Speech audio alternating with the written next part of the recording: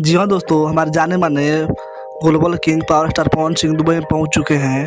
आप लोग जानते होंगे दुबई में सबसे बड़ा हमारे भोजपुरी का अवार्ड शो हो रहा है जिसका नाम है IBFA अवार्ड शो दुबई 2023। आप लोग जानते होंगे कि हमारा भोजपुरी का इंटरनेशनल अवार्ड शो 2023 में हो रही है दोस्तों, और इसको करा रहे हैं अभय सिन्हा जी, ऐसी फिल्म के मालिक, और हमारे भोजपुरी की सबसे बड़ी इंटरनेशनल अवार्ड शो हो रही है दोस्तों।